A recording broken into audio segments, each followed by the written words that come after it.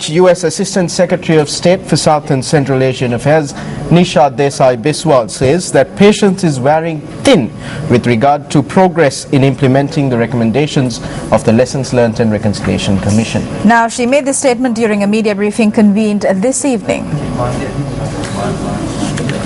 We reiterated our commitment to Sri Lanka, but we conveyed our concerns to senior government officials about the insufficient progress in addressing justice, reconciliation, and accountability. The United States has always supported a Sri Lankan process to resolve the issues emanating from the conflict.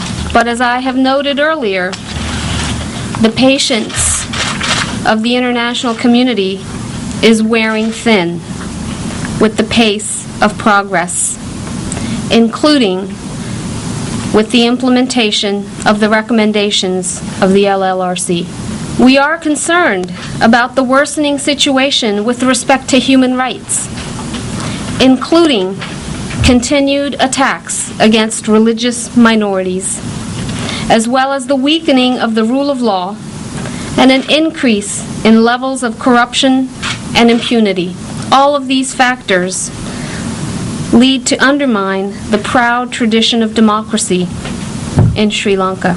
Furthermore, let me state that we are aware that in the past, individuals who have met with foreign officials have been met in turn with intimidating visits and threatening phone calls. I would say that we view this very seriously and find it completely unacceptable. I conveyed to senior officials that the United States is motivated here out of a vision for an inclusive, peaceful, prosperous, and unified Sri Lanka. It is this vision, this inclusive vision, which also motivates the United States to sponsor a third resolution in the United Nations Human Rights Council, calling on Sri Lanka to do more to promote reconciliation, democratic governance, justice, and accountability at the UN Human Rights Council in March.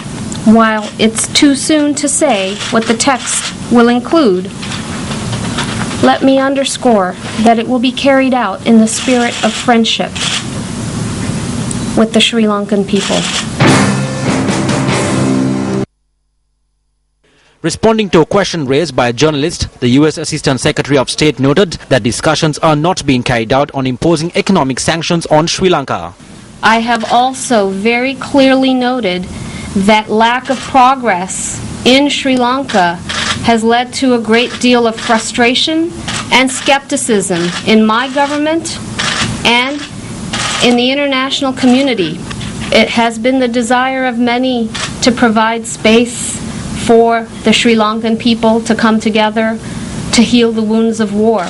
But when that space is not used productively and aggressively to pursue peace and to pursue reconciliation, to pursue justice and accountability, then it draws the concern of the international community, and that is where we find ourselves.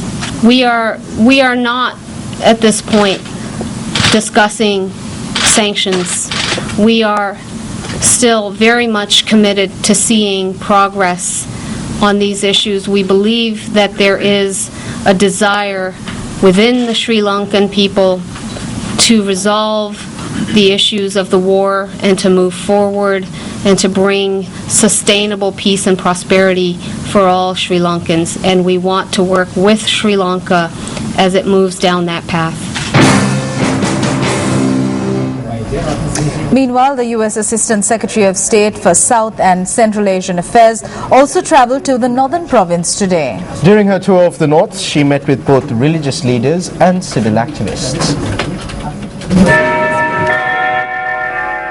The U.S. Assistant Secretary of State visited the Nallur Kandasamy Kovil this morning and later visited the Bishop of Jaffna, Reverend Thomas Soundaranayagam.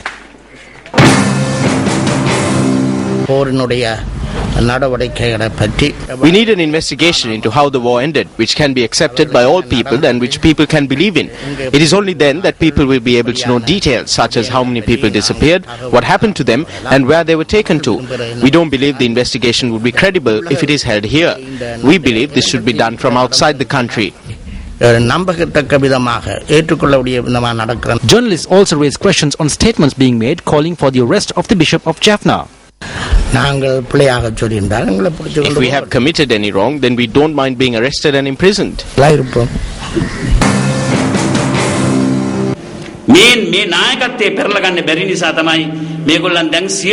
They are all getting together because they are unable to defeat this leadership. They can only destroy this country if this leadership is defeated. Aid is coming in from the foreign forces. That is why a lady also arrived in Sri Lanka recently. She will do what she is supposed to do. She is aiding the destruction of our country.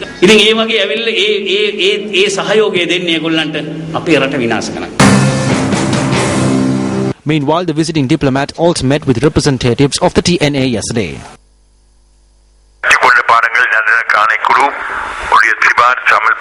We engaged in discussions on a number of issues, including the implementation of the LLRC recommendations.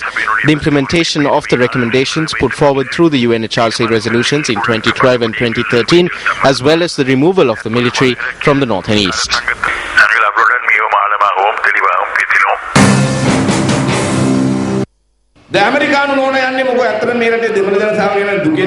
Does this American lady honestly feel sadness for the Tamil people? A wolf is shedding tears and the goats are getting wet. Does this wolf love the goats? Does it care for the goats? The she-wolf wants the goats to remain drenched. That is when he can make his move.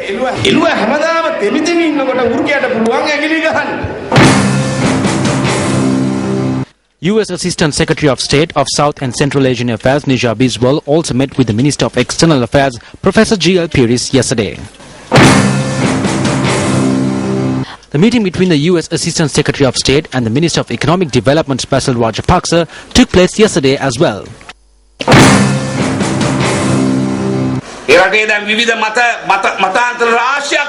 There are various views in the country. The Northern Provincial Council is demanding for an investigation into alleged war crimes that took place in the country.